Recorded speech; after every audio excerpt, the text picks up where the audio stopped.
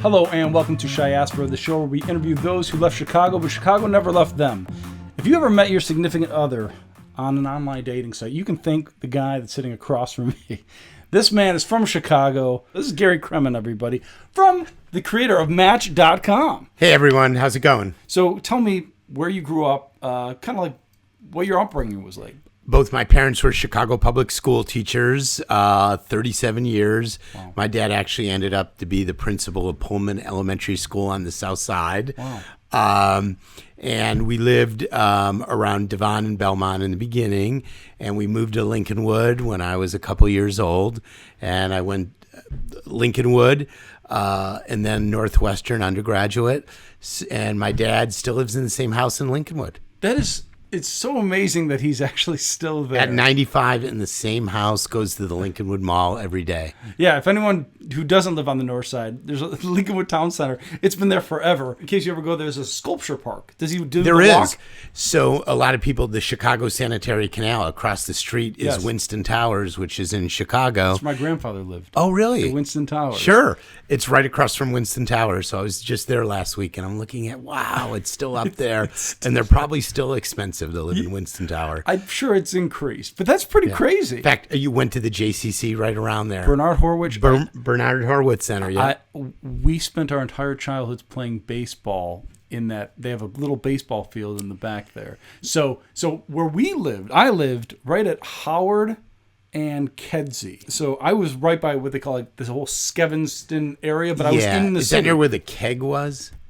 What's the Keg? Keg was a place where, if you were at Northwestern, where I went undergraduate, they would sell you alcohol there. But would it be on Howard? Yeah, it was on Howard, because Howard's the border, right? Yes, yes, yeah, so yes. it would be just over the Chicago line, because they would sell you. And Evanston, if you recall, was dry. Yeah. And they were very tight. That's really with interesting. The alcohol.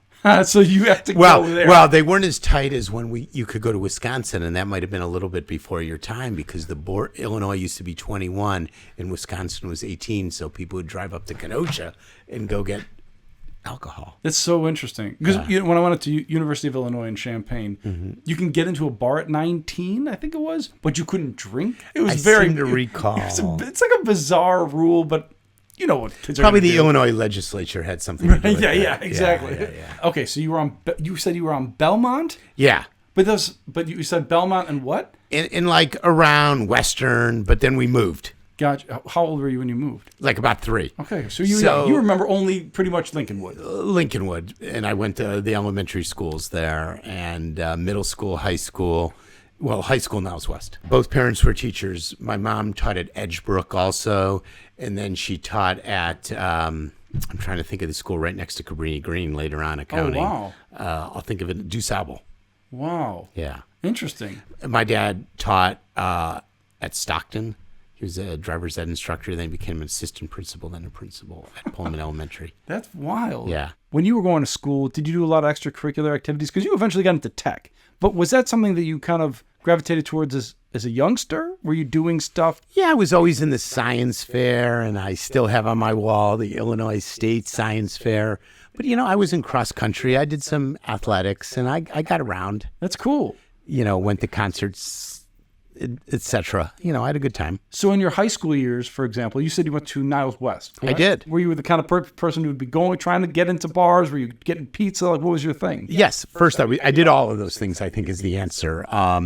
So I did some athletics, but I was relatively nerdy. I focused on it. I was trying to, early in computers in the early 1980s. Were you like taking apart computers and that? Well, there was hardly what was early computers, Right. But I did win the State Science Fair. I mean, I think a couple people won, a working digital computer. And this was probably in 1980. That's a nerdy dude. Dude, that's awesome. This is Gary, full head of the hair. As you can see, we all once had hair. Yep. And this is awesome. So is this? That's a PDP-8 computer made by Digital Electronics Corporation, no longer in business. Were you into sports in terms of watching sports? I would like the Cubs like everyone else, and going to a Cubs game would be great, but I wasn't deep. I mean, maybe I knew Billy Williams' record that year, or what Ron Santo was up to, or who else, on the South Side. Not that we tell Wilbur Wood what was up, but not deeply like I had some friends who are still deeply in it. And one of the interesting things in Lincolnwood, and every suburb's different, is we all went to the same middle school. We all went to the same high school. So we're the same kids pretty much. And we're still like fighting over the same issues. Literally, I'm almost turning 60 on some Facebook groups. Wow. And still talking about the same names of the people who maybe went to Queen of All Saints in Saguenay. So my wife literally, she moved around a little bit. She was born in Russia, actually, but then she moved to different neighborhoods. She ended up in Saguenay for 7th and 8th grade. Which are nice area. It is, but it's right around the corner. Most of the kids in that area go to Queen of All Saints. Right. We used to have another name for it, but it's not politically correct, and I'm not going to go into it right now. And there he is, Gary Kremen.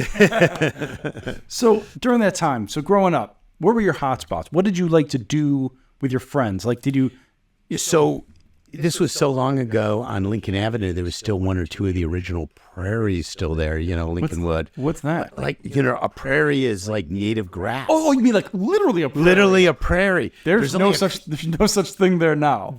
No, but it was when I was a kid. I thought you were about to say like a store. I was like, what's a prairie? Next to Gotane gas station. That is so wild.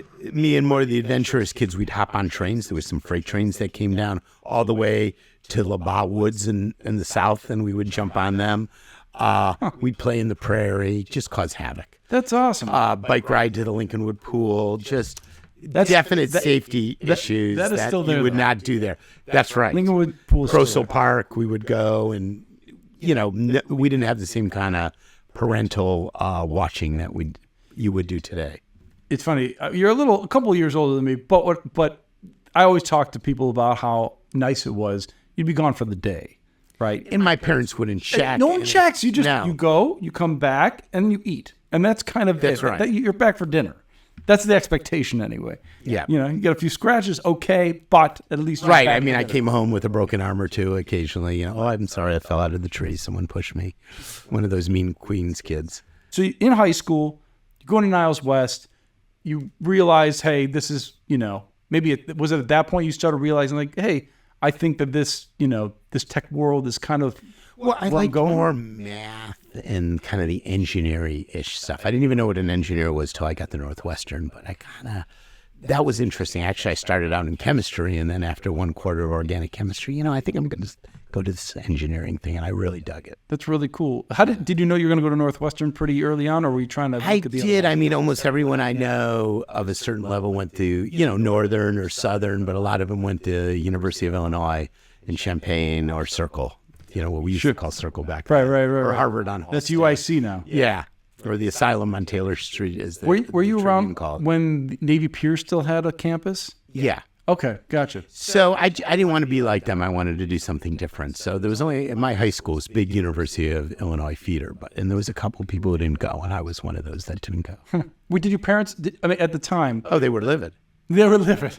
They were like, we're only going to pay for University of Illinois. You're going to have to go get the rest of the money. And I didn't pay those student loans off for 12, 13 years later. Wow. Was there ever, at that time, because nowadays people fly all over the place for school. Was it something that you ever said to your parents, hey, I want to go to Stanford or Harvard or anything? We didn't even know about those schools, at least in my family. We didn't know any of that. So it was local. It had to be local. Yeah, I mean, maybe there was a couple families. There was a kid or two who went to MIT. But you kind of had to go local. We didn't know the same. We didn't have the same data that we had today. Interesting. Yeah. Did guidance counselors didn't know about it? Kids didn't want to go. I feel like the university system changed quite a bit, and also I think there's also, I mean, as it's gotten in trouble, there's been such a mystique about if you go to this certain school. I feel like at the time, University of Chicago was a really good school at the time. It was, but no one would go there because the people were too weird, if you recalled. Is that the was case? The rap. Oh, yeah. Is that true? Yeah, like who was there? Sacco and Vincetti, or who was the famous killer who went there? Yeah, everyone knew those people were weirdos. So did you live on campus when you went to Northwestern? I did. Okay, where did you stay? Oh, I stayed in Bob Hall, then I stayed in McCulloch. I was in Foster Walker. I was in, these are dorms people in Chicago know. I think it's called CCI now. They've Orwellianly changed names as probably the funders got in trouble. Gotcha. So you were there. You did all 4 years. I did 4 years there. 1981 to 1985. Our big claim to fame is when we lost 35 games in a row, our football team. And took the goalposts and threw them in Lake Michigan. Really? Yeah. I never heard that story. Yeah, true. Wait. So we lost to Michigan State at game 28, which was the largest consecutive losses ever. And you decided to get rid of the goalposts. It brought them to Lake Michigan, which is pretty far if you think from Ryan Field. So yeah. People just carried them. And then when we beat, who did we beat State? It was like Illinois State. We played some like low end, nothing against normal or anything like that. It's okay. But after we beat them, it was like the big victory. And now they're pretty good. That is so funny. Yeah. So you're telling me, and by the way, it was just students rioting essentially, just like let's. I don't think riot. I think it was to share. In a way they were proud of it. That here's an academic school. We don't have to prove ourselves at football and sports. Ironically, they became pretty good. They did. They became a pretty good. They got Dennis Ryan. They got a better coach. Dennis Green. I remember Ryan Field. I remember being there when they won the Rose Bowl year. Yep. It was like 94, 95. I was at that game. I was at the game. Hold on. No, that was in Pasadena. There was a Pasadena. Yeah, it was in Pasadena. But there was a game that, there was a couple amazing games that season. I was at a few of those. It was pretty wild. There was nothing better than me because the University of Illinois rivalry, when we beat, I'd call all the people I'd know. I'd be like, hey, guess what I did? Yeah, and how's your degree doing? I know, that's very snotty. Just shoving it in their face. Mm-hmm. So you go there for 4 years. Did you start working in Chicago from there? I always worked. I worked at a warehouse in Elk Grove Village for many years. That's a little bit of a trek. Yeah. My dad knew someone who was in the closeout business in seconds. And then I worked at Zenith, if you recall. When the they TV made, yeah, they made them in Illinois. I don't know if you know that. No. Yeah, wait, like in Highland Park or Zenith something. TVs came out of Illinois. So they made them in Mexico, but the R&D labs were like... The headquarters were in... Yeah. I did not know that. Yeah. See, Zenith. I'm learning things. And then I worked at the National Association. This is all in high school. At the National Association of Realtors. Both that were my last kind of jobs that had some technology in the warehouse. I was loading and unloading trucks. Interesting. I used to deliver newspapers before that. But yeah. So you were always working. Always worked. Your parents probably instilled that in you pretty early. Like, yeah, and they didn't have any money. Yeah. Well, that's what I'm saying. If you're gonna teachers. Great pension. I understand why the pension plan's broke now, but but nonetheless, you learn from an early age. Like you're not gonna just go to a school. You're gonna have to work your way. I had to work. Had to work. I plan on doing that to my kids. By the way, money's great to have in life, but it's a good work ethic. They should work. To learn pretty early on. So take me through that. So you're working. You're kind of doing jobs, but. At what point did you go, hey, you know what? I'm going to try my hand at something bigger. Did that? Was there like a? I graduated Northwestern 1985, and it was a good year, time for engineers, Reagan defense buildup, and I had some job offers around Illinois, Bell Labs and Naperville or whatever. Yeah. But then, as I was interviewing. Sometimes firms are pretty smart, so I'll never forget TRW, which is not in business anymore. I don't know what that is. They were a defense contractor. Okay, gotcha. And they flew me. It was a good time because they'd fly you out to their plant, and sometimes I'd go to Kellogg in the middle of God knows where, Michigan, where it was freezing, and some other place in Pennsylvania. They fly me out to Southern California, lunch in Redondo Beach. They were located in Redondo Beach. Guy takes me to Manhattan Beach for lunch, and it's like freezing in Chicago. It's like wind chill effect. And it's like I get in the plane and next thing I know, I'm like in Manhattan Beach eating lunch. And I'm looking around and I'm like, I think I'm going to move. Wow. Yeah. It's funny. Yeah. I'm sure they're like, all right, guys, when are we going to do the recruiting? When it's freezing in Chicago. And they had it down to take advantage of Midwestern of course. Engineering students. That was their thing. They could pay them less because they knew they'd want to move. Yeah, they got it down. That's really funny. Yeah. So you get recruited around. Yeah, I had a bunch of job offers, Hewlett Packard in Northern California, some others. So what was the first thing you took? I took this job at a company called the Aerospace Corporation. It was a nonprofit. I thought it was like slightly different than the standard defense contractor because they're like Rand or Sandia. They did work assisting the government and not always on the contractor side. And I kind of like that. And I thought it was a good differentiation story and stuff like that. It's funny. For anybody who wants to know, the guy who starts Match.com, like, you just never know the kind of person you're going to meet. You're like, I'll go for a nonprofit. You were working hard ever since you were a kid. It didn't matter to you. There wasn't like flashing lights. It was like, no, this is the kind of thing I was interested in. Yeah, I was into it, and it was a cool software. And then that got me. They were one of the first 150 sites probably on the internet, and this is when everyone was connected by dial-up modems. Yes, in case young people who might be listening or they watching don't even know this, what we're talking about. They have no idea. But if you hear, that's not a train collapsing right now. That is exactly what it sounded like when you wanted to get online. But you were... So I was first on the internet in 1985. So that was this is before there was .com. Explain to me what that was like. Did you just have an idea pretty early on? You're like, you know what? I feel this is moving in a certain direction. I did, and the earliest internet was scientific and government, everything early on, and they even had a policy. It had to be an acceptable use, so it had to be something scientific or military. But I started to see little inklings of people doing commercial stuff on it, maybe posting, hey, I have this for sale.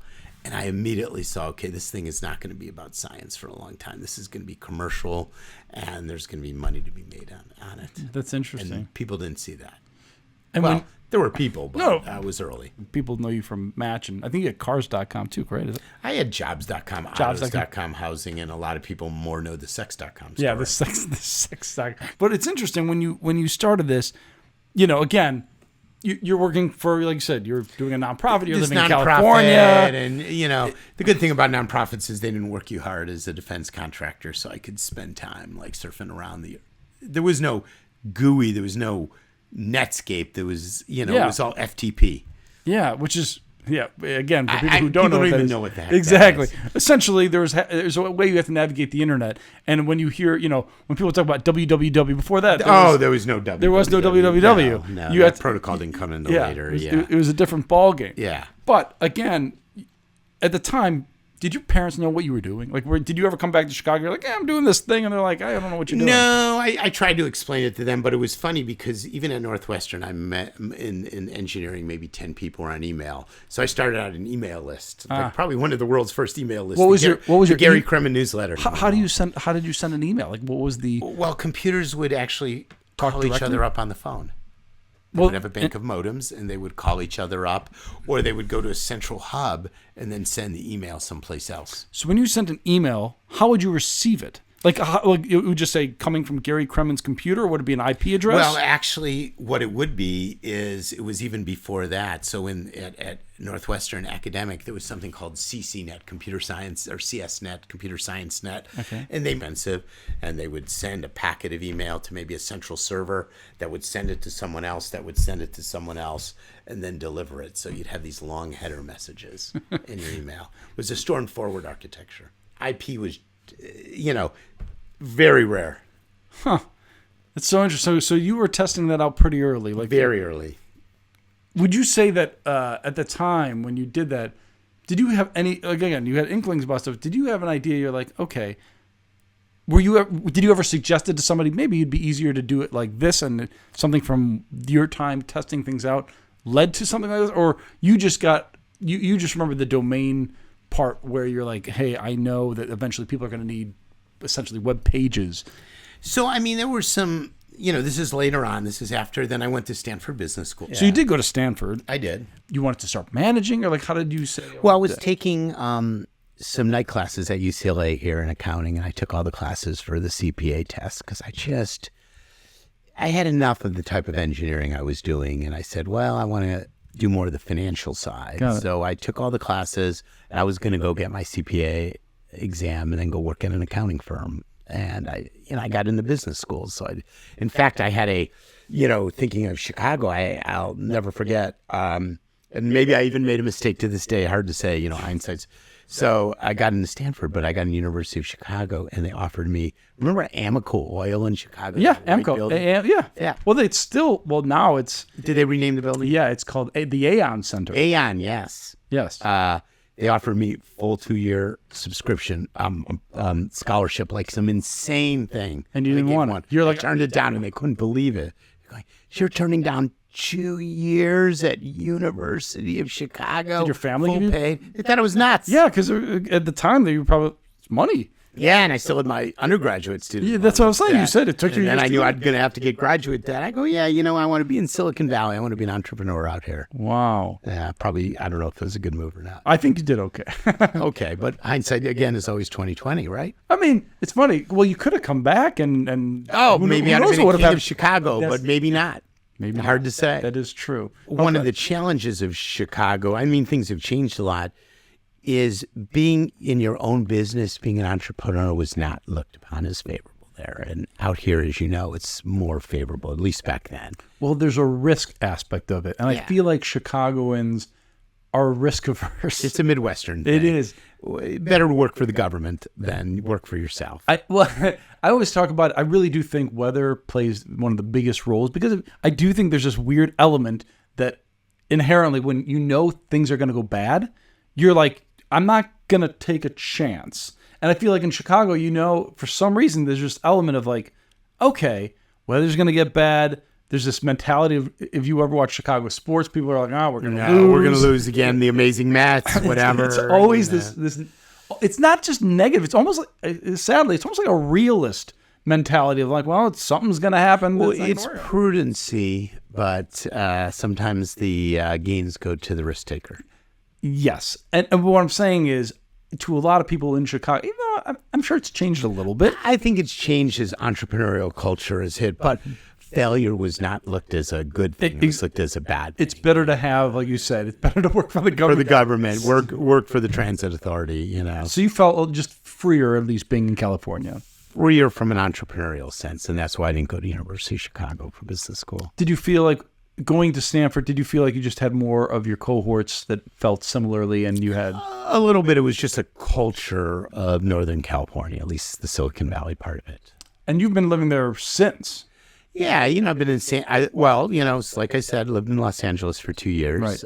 And then I lived in San Diego from time to, I'd been some of those years in there. But yeah, I've been in Northern California. You graduated. Yeah. Did you automatically go, did you have some friends who were like, hey, let's go into business together? Because no one in Chicago would that business. At least that was not my family's culture. They were, conservative, Northsiders. Yeah. Let's work for the government or go work at Amoco Oil or whatever, not let's go trade at the Chicago Board of Trade. We did not. That was not part of the culture. So after Stanford, then what happened? So I found out, well, it was also hard for me to work for people. It just wasn't my thing. So in fact, my funny story is between my years of business school, I went to New York to go work in investment banking for 3 I didn't know that. Yeah. Worked at Goldman Sachs for 3 months. And I guess I was so disruptive. The partner in charge goes, you know what, Gary, I want to buy out the rest of your summer and send you back to, I guess that's not an unheard of Stanford thing to send you back. And, I just knew I couldn't work for someone else. I did some consulting work and stuff like that till I kind of came up with my first business. And what was that? So early on in the internet, just as it started growing, most people didn't have internet access. They started hooking up. If you worked at a big company like HP, you didn't have internet access, but they would hook up your internal email that you had in Lotus Notes to the outside world. So one day, if you're at HP, you could send an email to someone else at HP, and maybe you could send someone to someone at IBM. Not using internet, maybe that was the transport mechanism. But I said, oh, those people are probably going to want to have all this software that's on some of these FTP, early internet sites. So I came up with the idea with a housemate of mine, well, why don't we go put that software on floppy disks, this not PC software, Unix software, and we'll sell it to big companies. And we started a business, Full Source Software. Wow. And made our first $100,000 doing that. And at that time, that probably was a lot of money. That was real money. And then we said, well, there's 1 or 2 good security programs on these. Why don't we take those? And my partner there was a programmer, and we'll just clean them up a little bit and we'll sell them. And because I came from like the military background, I go, well, there's this one that removes information from disk drives. Why don't we sell that to the military? And that company, Los Altos Technology, was in business for 20 years. Wow. So that was like the second entrepreneurial thing. And then the third one was, as we were doing that, we were starting to make some money, and we would start getting purchase orders by email because attachments came out around that. Email didn't have attachments before. Well, it's probably because of space, size. Space, and there wasn't a protocol, and something called MIME came out. You sometimes maybe see that. Yeah. It reminds me of Zip. It was like MIME. Yeah. Zip is an attachment. Right. Well, protocol. It was like Zip. A compression. It's a compression version of it. And I'll never forget, there's this one day, and I was doing a lot of, you remember the Chicago Reader? Oh, the newspaper, yeah. Yeah. So I would look in the back in the personals, and I think even when I was in Chicago, I was doing a couple of those, and they had the big Guardian out there, and I was doing some dating with some of my friends, and I turned to him and go, well, what if instead of we get a purchase order, and we got a big purchase order, like it was from HP, I remember. It's like $1,000. That was big. That meant I was living on ramen. That meant you're going to need a little more. Yeah, that meant like I could go get a burrito. And he's like, oh, this is happy days. I'm going to go fix my car. You got to understand, early, there was hardly any women online. And it was like a purchase order from some admin, a woman at HP who uploaded it. And I turned to him and I go, do you think she's cute? That was the impetus. What? That was part of it, yeah. And he's like, what? And I go, well, do you think she's cute? And he goes, I don't know. And then I thought about it, and I go, well, what if there was a picture attached? Huh. So I said, we should do a company to do that. He goes, I think it's a stupid idea. And okay. So I was living in Palo Alto at the time. Actually, I was living in Los Altos Hills, where I live now, and I moved up to San Francisco, credit card advance, and I bought a Sun workstation, met some guy online, and said, let's produce a dating service based on email. That is awesome. Well, obviously. And then at the same time, I go, I think this is better. I heard that the Chicago Tribune, how they make their money is on classified advertising. I go, let's do classified advertising. Just online. Yeah, so that's where I got jobs.com and autos, everything in the back of the classified advertising. In fact, I got Tribune as an investor later on at Match. That's funny. So let me ask you this. When you got these domains... Actually, they were free back then, first of all. And we weren't ready to do the site, so we were still, my idea is, let's get eyeballs for this matchmaking idea, and it was growing 3-4% a day. Talk about virality. Wow. Yeah. Wow. Well, I hit on this idea is let's just market the women. No, understood. I mean, because at the time, who else is looking? Yeah. It's guys looking for girls. Well, it was easy to find women, yeah. Oh, that's interesting. But that's what I was saying. So how much of all the things that you started adapting the domains into fleshing out into sites, or was it just there were no sites at the time? It was just email. No. So what I'm saying is, for example, autos.com. Yeah, we were going to take the software we developed and put it there, but then 94, 95, the web came up. Right. So when I saw it at first, I'm like, okay, we got to do a web interface on our email dating service that was growing real quick. And that's where, you talked about innovation. That's where I came up with the idea of dynamic web pages. And I'm the primary inventor of that. And I got the issued patent and everything. Web pages that change, which is every single web page today. That was my idea. Isn't that insane? Someone had to be first. But it was you. Whatever. Dude. Everything's about time and place and all that stuff. But timing's pretty important. Luck is more important. But again, luck, yes, but you've been in it. Like you were kind of, people always say, like, how did someone get there? The truth of the matter is you were working within it. I was in the field. I was dating. I was looking at this code. What do you mean someone from AOL would see a different web page? Well, why don't we change everything to make it dynamic or whatever? Best inventions, best companies is if you understand the underlying problem. If people, again, what's interesting, if like in today's world, AI is it's the hottest topic in terms of tech and whatever. That's kind of how people's brains are going now. It's like, well, what if we used AI to do this? I feel like because you worked in various fields, defense, and even for your nonprofit. So many others. We didn't even get to talk about all the other crazy But the idea is, when you work in, I've always said this, like education is huge for me, 100%.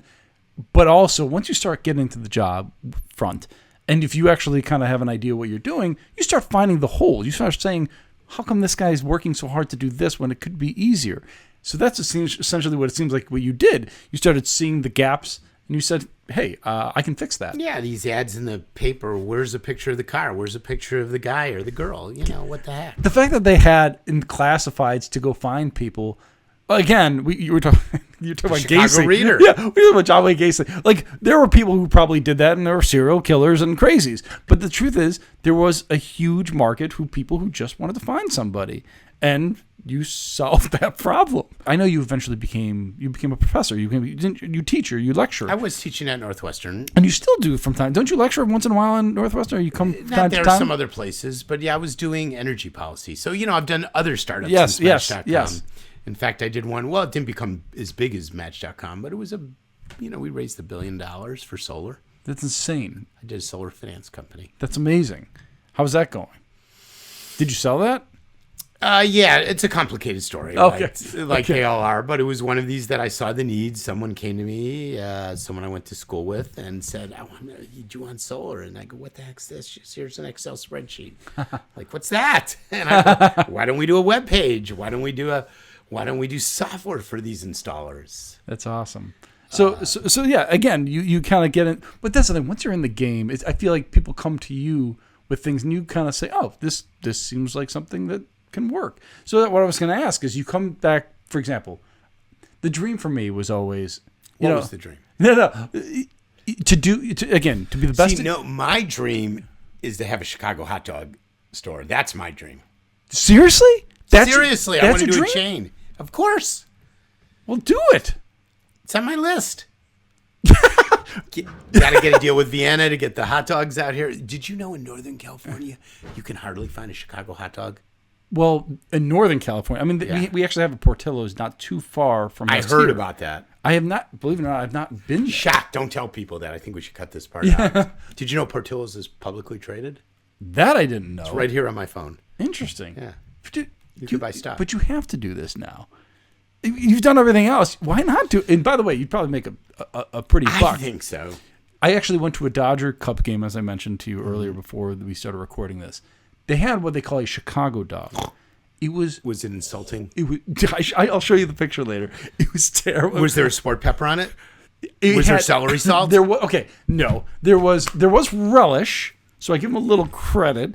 That's it? No, but was there probably ketchup? Dude, I feel nauseous right now. It was a Dodger dog in, I think it was a poppy seed bun, I think. So was it steamed? To be honest, no. I don't think so. I think we should bring a lawsuit. No. Well, that's a way to make Lanham Act. That's a way to make. That's a way to make money too. But I'll show it to you. Like, this isn't a Chicago dog. It'd make me sick to see it. So you do some crazy stuff online. You essentially have patented the way that the internet is now going to officially work. Are you considered a celebrity in this world? And do you? No, not really. You don't go back to Chicago and everyone's like, "Can we please get this guy on the radio?" Absolutely not. Why is that? Yeah, you literally, but still, you literally changed the world. Do you not go to bed at night and you're like, "Man, I changed the world"? Not really. Why not? Although one of the reasons I'm out here is they're kind of, there's 2 books on the sex.com story. We didn't talk about that yet. We can brief them. Now we got a documentary and an unscripted thing going. Oh, wow. Is this a Netflix pull or you don't know? Or you can't talk about it yet? I can't go into all the details. Okay. Yeah. Well, congrats. That's cool. I really do believe, in a way, a lot of the mentality, your parents, all that led to kind of like, hey, let me try to fix this. It was swimming lessons at the Bernard Horowitz Center that did it for me. Right? Remember the pool they had there? Dude, that's where I learned to swim. This is the greatest about the Bernard Horowitz JCC swimming area. It was communal showers and communal everything there. So you'd be a young kid, and these old Jewish men with their frickin' saggy balls are just walking around the shower area like it's no thing. It's like a schwitz, but it was okay. It was culturally appropriate. It was culturally appropriate. Not molesters. No, it wasn't like that. Don't sue us, Bernard. It wasn't like that at all. But it was, I remember that as a very visceral, like, what is happening? Why am I with all these naked people? And they're all okay with it. That was like a thing. I don't know if you remember that. Do you remember experiencing that? I vaguely remember the locker room, but I definitely remember the pool and getting little tags on my bathing suit of my... What is that? Well, of your level of swimming. Is that what they did? Yeah. If you're a porpoise is better than a dolphin or a jellyfish. That's what they did? Yeah. When you pass the test. I did. I don't know if I did lessons. I learned to swim. That's interesting. Do you still swim for recreation or anything like that? I can swim because of that. Okay, I can do some swimming. So I'm trying to get my kids swimming lessons, and it brought back the whole Bernard Horowitz Center. That's so funny. Memories. Across, not far away from there, on Chewy is where I used to swim, which was the YMCA. There's a YMCA. It was on Chewy and Western. I don't know if it's still there. I don't think so, but I did go to the Leaning Tower YMCA, if you remember the other way in Niles. I used to do that too. They used to play basketball. There was day camp there too. Mm-hmm. I think I went to that day camp. Oh yeah, okay. So walk through that, and we'll take even further back. Where did you go to day camps? In fact, I think my day camp was near where your wife. I think it was in Forest Glen. It was Bunker Hill. Remember that? Huh? Yeah. She went to a camp called. I think it was maybe like Camp Shy and stuff like that. Those were the Jewish camps. Oh, so but she didn't. She went to regular day camp. Day camps. Okay, day camps I went to. Chippewa. You heard of no Chippewa? Then there was. I did go to it's a very funny story. Indian Boundary. Yeah, sure. I remember Indian Boundary Park. I don't know what it's like now. I think it's okay. But before it was Isn't it next to Wolfie's? It's not. Yeah, it's not too far because it was off of. It was not far off of Western. It's like Lunt or. Yeah. Funny thing about. Yeah. What are you gonna say now? I got a story. Indian Boundary Park. Yeah. So people don't remember. Did they have like a zoo there or something? Yes. Like that? Yes. They had and they had the water fountains there. And that's where my story begins. So first of all, just so anyone who knows Indian Boundary Park on the north side, it was like an all wooden. You get splinters anytime you did anything. It was like an all wooden everything. It was kind of weird, but. I went to that field house, right? They did have a field house. Yeah. And the reason I know that, I went to summer camp for one day. That sprinkler had these little pothole areas with holes in it for draining. Yeah. Well, one time the cap was off, and I was playing around, clearly not singing. I was 9, 10 years old, maybe younger. My foot got caught in there. Ripped my entire skin until you can see bone. That's how bad it was. I got carried into the field house. My mom picked me up, ran through so many darn red lights. That whole entire summer, I couldn't even walk. Oh no! Where did they take you? Skokie Valley Hospital or Michael Reese? They might have taken me to St. Francis, maybe. Okay. Which was in Evanston. I can't remember where I went. I was Evanston Hospital. Yeah. It might have been. Honestly, dude, it was so traumatic for me as a kid. Are you still traumatized? I will never forget that day. Okay. It was, traumatized. I talk about it, but one of my best friends during high school, it goes to me, man, this one time I went to Indian Boundary Park too. I was like, oh yeah, man, that's crazy. He's like, dude, I met this one kid. We became friends that day. He got cut up, and then I never saw him again. That was you. And I said, that was me. Indian Boundary Park. Indian Boundary Park. And there was like a 31 flavor. There was Baskin Robbins right around the corner.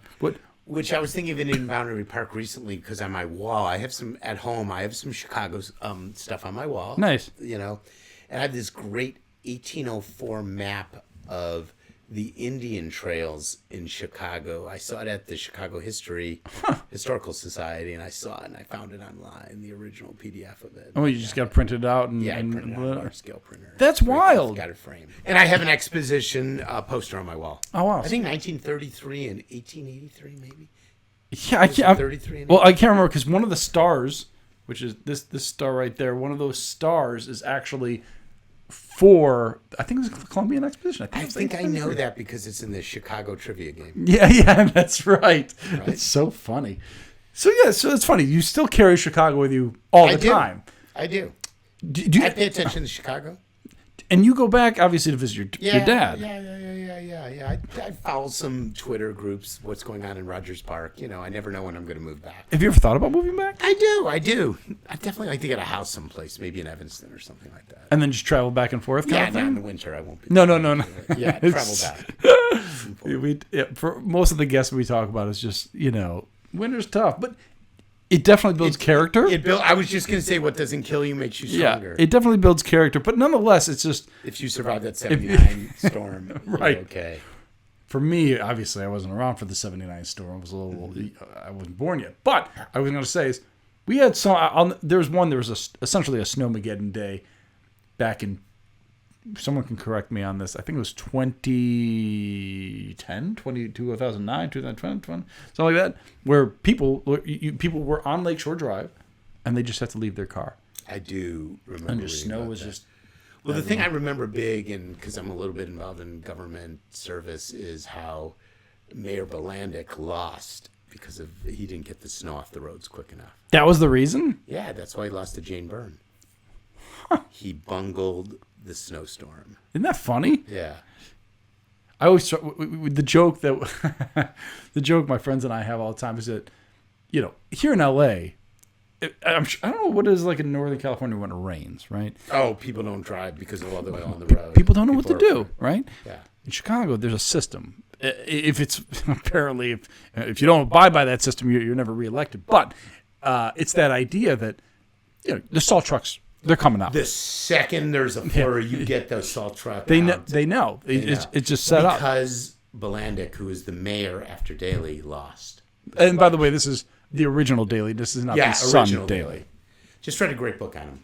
Yeah? American Pharaoh. I recommend it to your... American Pharaoh? Pharaoh. It was a good book. Yeah. Interesting. It was about the history of the Daleys and stuff like that. I mean, it stopped with the first Richard Daley. Yeah. Do you read often? Do you read a lot of books? Did you ever read, because we're from the north side, it was Crossing California? I love that book. I was going to mention that. You should tell people. Yeah, you should tell people about that, because it's based off of everything that we talked about. I mean, it's a book. When I tell people, but it's based off. It's not right. Yeah, when I tell people about this book, they're like, "Oh, he crossed the Great Divide to get into California." No. It's Crossing California Avenue. Because that was the sociological divide, right? That's correct. So you were familiar with that. Yes. I mean, at least... Adam Langer. It was very contemporary to me, that book. So I went to Von Steuben High School, and I used to take this 93 bus, which would go all the way down to California. I used to go... So I knew more Mather kids. Yeah, and so what year did you graduate high school? 81. My mom went to Mather, and then she went to the academy. My dad did the same thing, but they were 4 or 5 years apart. Mather, then the academy. Again, people who went to Mather, it was a different time, by the way, in terms of makeup and where people lived and all that other stuff. Devon has been a crazy street. I find that the most interesting. It is one of the Chicago. Have you ever read a book about that? Because I have not, and I really always wanted to. Someone must write a book on Devon. I'm sure it exists, because it went from, it was a very Jewish neighborhood. Well, actually, even before that, I don't even know what it was.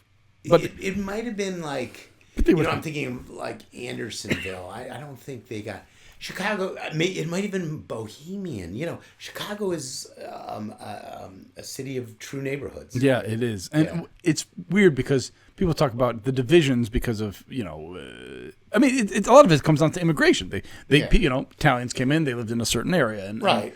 And people lived in Pilsen, and the Polish lived where they lived, and the Czechoslovakian, but it was a lot of smaller groups too. Yes. No, like of if you course. Look at the cemetery. So someone should do a Chicago cemetery tour. And I whenever I go to a cemetery, I geek out because, first of all, a lot of them are segregated also by depending on, either religion or where you were from, because groups would buy cemetery plots together. One of the things that held fraternal groups together, which is, by the way, just an interesting anthropological thing to look back on. It's like, oh my God, well, because right now I have family, my wife has family too, on like the west side of Chicago. Because at one point, that's right. At one point in this place called Waldheim, there was. In fact, I think that's where my mom is buried. That's what I'm saying. There's Waldheim, and then there's a place called Menorah Gardens, which is I think where my grandmother is. But anyway, it's just a different makeup, big time. People change their neighborhoods, like of course. But what's interesting, we're talking about Rogers Park. That while seeing South Asians and especially Pakistanis and. I mean, it's on Devon, but for sure. Still, like the Tel Aviv bakery is still there. It's still and there. If you look on California Avenue, there's many a shoal on California Avenue. That's they're not leaving those. Well, that's what's interesting. They're not going to Buffalo Grove. The background of how I got Gary even on the phone once. This is so funny. What is the background? I don't know if you remember this. Sure. Okay. I was pitching a show, which I still think, I'm going to leave this in the bowels of history. I really want this to exist. I'm a huge Shark Tank fan. I love Shark Tank. My buddy works on that show. It was always amazing. But the thing that always bothered me was, and I still feel this way, I want to see the thing in action. You get like a little background sometimes on like, oh, well, this is what, now we made X amount of money.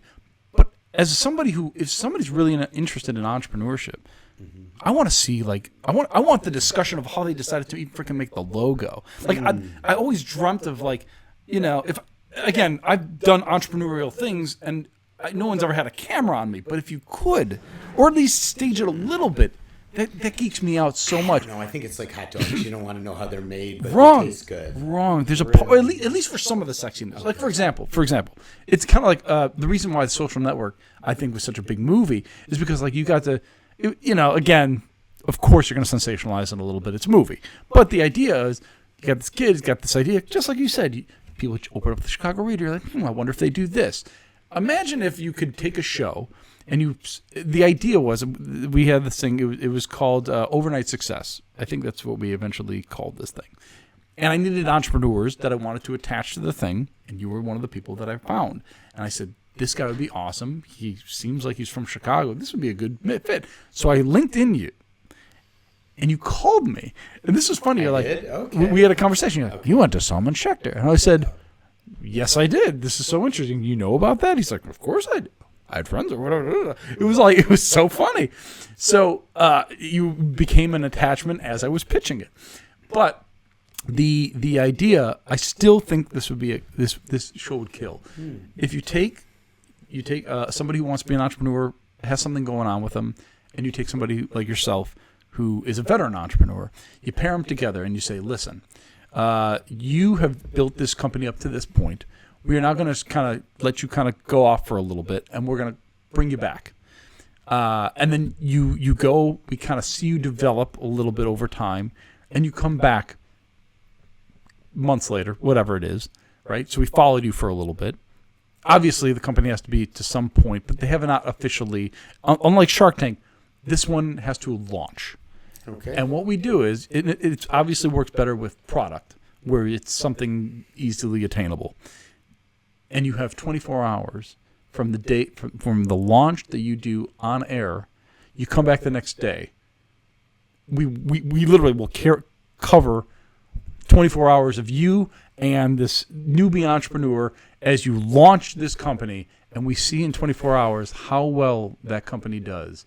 But again, you do partnerships, like with Walmart. I don't know. I help a lot of entrepreneurs. I think it's like watching paint dry a lot of times. I don't think it'd be that in a exciting. I guess you could edit out a lot of stuff. Oh no! Oh, dude. When you watch, dude. Funny story. If no one ever knows, I was on the Kardashians once. I was working with a guy from $1 Million Listing, and I remember they were filming us doing nothing for hours. I'm like, how is this interesting? Some editor had to go through that and do all that. I guess that's a job. Within 24 hours, if you can, we watch you literally go into Walmart. Walmart, we made a deal with them obviously ahead of time. They put out this product on all the shelves. We tell America, go, and if you like this product, prove it. And within 24 hours, we have GoPros in every Walmart, and you're watching this thing fall off the shelf. In one night, you made $1 million company. It could be like that. I don't know enough about that field. But it would be so much fun. Anyway. I do know the GoPro guy, though. Yeah. Do you know the guy who created GoPro? Yeah. See, this is the other thing. Who's the most interesting person that you feel like that you always wanted to meet, you actually got to meet? And do you have those people? Do you have those people in mind that you were like, hey, I always wanted to meet that person. I looked up to that person. I got to think about that one. That's a good question, isn't it? Yeah. Well, one of the reasons I started the show was I kept on meeting people in the industry, and I was like, we all, and of course, like one of my favorite is Steve Wilkos. He was on Jerry Springer as the bouncer, and then he got his own show. He came on a show that I was producing at one point, and after everybody left the studio, he and I just sat down. We talked about Park Ridge, where he was living. He's from Park Ridge. Yeah, and we're just most famous person from Park Ridge. Do you know? No. Hillary Clinton. Oh, of course. Yes, I did know that. Oh, sorry. All right, I'm fired and I'm done. But no, I didn't know that. But he was a cop. That's what Park Ridge. I don't know, maybe, but he was a Chicago cop, Yeah. and so it was just funny to me. Lights, camera, we're doing all this stuff. All we wanted to do was talk about Chicago pizza and the Chicago lifestyle. We all share something very similar. We all understand each other very well, and like 99.9% of people who come from Chicago, there's like a humbleness. Like we're proud to be, but we're good people. It's not like I've met a lot of D-bags too, but for the most part, like you said, at the end of the day, all you want to do is make a Chicago hot dog place. I do. Isn't that funny? I dream in my cart. It's so funny. But I think that there's something very special about that coming from Chicago. Because, you might be the best at what you do, but we still act like, hey, we giving him an elixir. Yeah. Chicago dog. I want to see you achieve this now. I mean, you could always start it as a food truck. So it's funny. There used to be like one of the last Chicago hot dogs in Northern California. There was some in Mountain View where Google is. I mean, way before Google. There was some guy like on the side of the road who was selling Chicago hot dogs. Is that true? Yeah. Where did you get your Chicago dogs besides Superdog in Chicago? Did you ever go to Flukey's? Yeah, I was going to say Wolfie's, Flukey's. Were they owned by the same person? I don't know. Poochie's. Do you ever feel like when you go and think about Chicago media, movies, TV, things like that, is there anything that stands out? You're like, man, I love watching X. Like for me, Home Alone was a huge thing. Home Alone, Ferris Bueller's Day Off. Of course. Did you ever meet Michael Jordan? Did you ever care to? Not really. Who is the Gale Sayers, maybe. Did you ever meet Gale Sayers? No, but who would I have appreciated meeting? Some of the Chicago sports guys of my era, of course, when I was a kid. Yeah, that would have been. I mean, yeah, that would have been probably pretty cool if you got to meet the '85 Bears or something like that. Of course, who wouldn't know? What about or Cubs? Cubs. You do politics now, right? Like that you're dabbling in it a little bit. Yeah, I'm dabbling. Did you ever say to yourself? Did you ever get to meet any very famous Chicago politicians? Any of your Roms or anybody like that? Did you meet Obama? No, I've met some others. I got my standard Hillary Clinton picture and my Mayor Pete picture and stuff like that. But he was a little bit before I got involved in politics. Interesting. I mean, meeting is easy. It's just a check. Is that what people say? So like, well, you just paid them in. No. I'm sure. That's the photo op. Costs money. Interesting. Oh, come on. You knew that wasn't. Well, in the sense of politics, that's the way it is. You do a donation. Of course. I have a friend who does. That doesn't mean they'll do anything for you. No. It just means they'll show up and. Or maybe you get their cell phone number. Big deal. That doesn't mean anything. I'm surprised that they would actually do that. Depends what you give. I guess you're right. Do you do a lot of donations for politics? Sometimes. I used to do a lot. When you go to Chicago, you're like, hey, I'm going to go there for the weekend. Okay, obviously, when you go, there's Dad. You have to do stuff with him, of course, if you see family. And all my friends from college and high school. Do you guys see each other a lot? Oh, yeah. Okay, so that's still going. Oh, yeah. Do they come to visit you sometimes? No, not as many people make it out to California. It's kind of strange. You don't go far in the Midwest. No, it's true. It's like how many people in Von Steuben went to any place other than schools in Illinois. Exactly. One kid went to Grinnell. That's exactly right. What is your ideal? Where do you go to eat? What do you go to do? Say you're bringing a date, right? I can't remember. Are you married at this point? Partner. Yeah. Partner. So. Do you ever take her and you go, hey, we're gonna go? Yeah, we'll go to Superdog, then we'll go to Lou Malnati's, and we'll go to Elwood's in Lincolnwood. I don't know if you know that. Of course, any lettuce. It's a lettuce entertainment. Yeah, we'll go to lettuce entertainment restaurant. Dude, Elwood's. Yeah. I still love Elwood's. Yeah, my parents' picture is up on the wall. Is it? I have a picture of it. Yeah. Yeah. So if anybody's never been there, yeah, they just have people's. Sometimes you have celebrities. They've rotated them a little bit. It's hurt my feelings. In fact, I think I had someone call to complain. Interesting. Yeah. Because you couldn't find your. Yeah, where's my parents' picture? Where's really Sherry Cohn's picture still? If he's been dead longer. That's really funny. Do you ever go downtown? Yeah. Do you? Because here's the thing. I'll go to now that I have kids, like Navy Pier and stuff like that. So you do a little of the touristy kind of things. Yeah. Because I was in the museum. the Adler Planetarium. So if someone says, Gary, I'm going to Chicago for the first time. What do I do? And you have O'Hare Concourse H. It's great. That's what I'll tell them.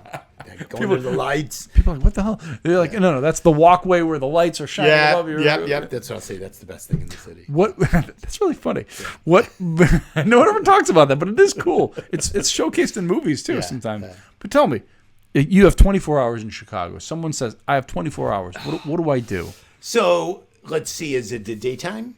You have 24 hours. Well, I would take. First thing, you get there. You're there at 6 a.m. I will be till 6 a.m. the next day. I'd take him on the boat. And it's the summer. I'd take him on the Wendella. Okay. The boat. You like that? Yes, I do. If you could do that architectural tour. Okay, I think that's good. Yes. I think depending on what's the mob size, Michigan Avenue would be cool. Right. It's always beautiful. Sure. Underground Wacker Drive is cool. We'll drive there.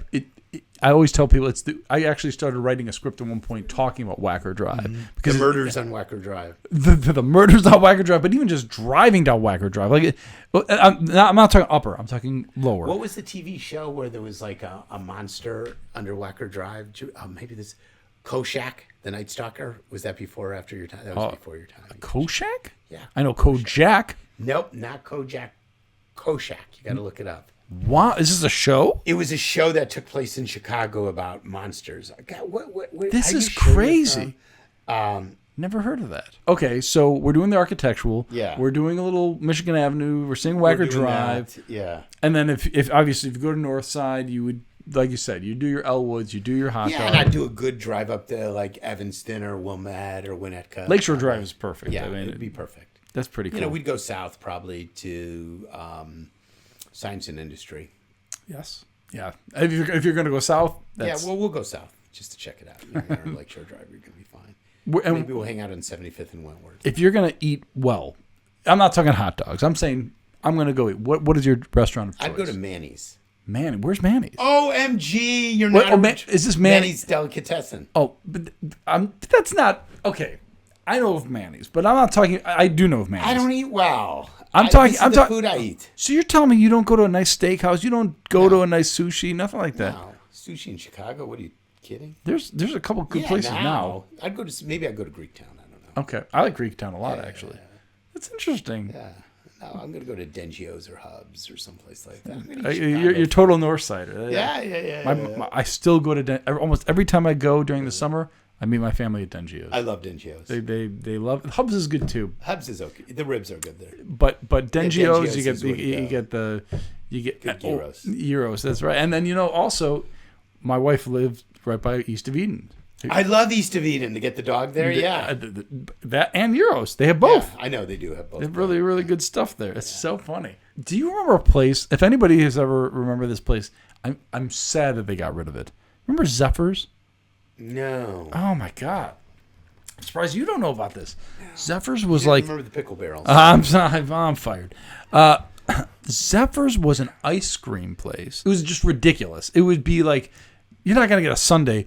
It's a 18 scoop sundae. What about near where she lived, Lockwood Castle? I never heard of that in my life. She might know it. Yeah. Lockwood Castle. It's right in Edgewood, near the. We talked. It's not that. Is it off of like Devon area? Yeah. Huh. Lockwood Castle. It's a Starbucks now. It's very sad. Oh, really? I would not do fine dining. I'm sorry. It's interesting. That's okay. No, the bad RJ Grunts maybe. I don't know. Do you eat steak? Yeah, I like steak. Have you ever been to Chicago Cut?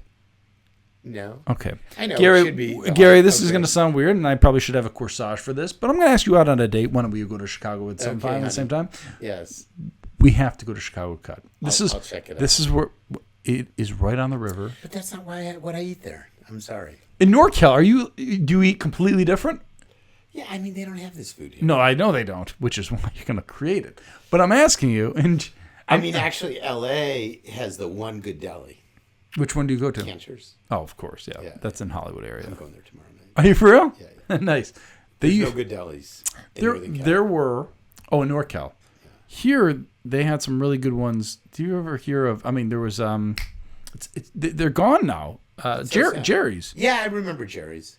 Gone. Yeah, it's sad. It's depressing. They get rid of everything. About starting a deli too. I'm always like, what am I going God, so much work. Of course. The hot dog truck won't be that bad. The place I used to go in Chicago for deli kind of food was... What's Cooking? What's Cooking? Oh, yeah. What's Cooking? So What's Cooking's kind of in that Crossing California book. Yes. Yeah. But what I'm saying is, Yeah, you know what I'm Lincoln talking Village. about. Yeah, of course. It was a staple. Love that place. And I used to... My mom used to go there. Yeah, we all... That was like, you got a Bialy. The Bialys are so good. And, oh, my God. I'm getting hungry thinking about this. I know, me too. Something I found out, just so you know, and I'm sure there's a book about this guy. The guy who created, or was the architect for the Burj Khalifa, the tallest building in the world, amongst plenty of others. He's from Chicago. He went to UIC. I didn't know that. I did not know that. I thought that was the coolest thing. We know you're, because you call it UIC. Well, That's Circle. the shows. Circle. The Circle, I call Circle. it. Circle. Because, not to insult the people there, but what was the degree worth? Zero. Because I'm not saying it's true, but that's what I would tell the people I went to high school with. I'm sure. Big circle with the smiley face. That's the degree you get. That is. We didn't even talk about Chicago music like Kingston Mines or any Favorite? Sticks. Good Chicago band. Chicago. The band. Chicago. I still listen to XRT. I stream it. Oh, wow. Yeah. 93.1. You were not an XRT guy. You were probably no, a Blue guy. That's not true. No, actually, it was neither. It was a little bit before. My dad used to listen to, I think, 97.9. WBBM? No. He wasn't a news guy. He 7, yeah.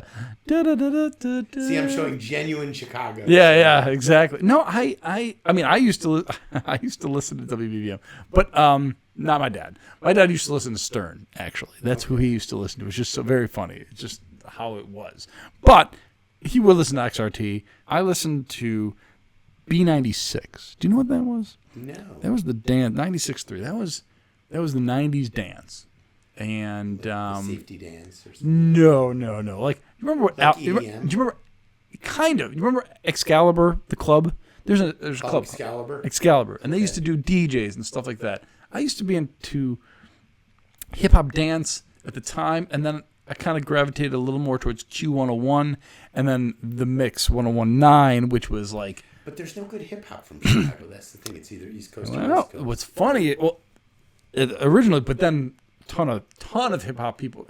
I mean, before he became who he became, Kanye was a huge staple. There's Chance the Rapper. Yeah, dude, Chicago was so much in terms of music and film. So much. Gary, dude, you're amazing, and thank you very much. This was awesome. This takes me down memory lane. Just to even when you said What's Cooking, I was like, oh my God, that's right. That was it. That was the place. And you're like the most humble guy for doing so much stuff in this world. I don't believe that. See you back in Chicago. See you at Midway. Thank you very much, everybody. Have a wonderful day.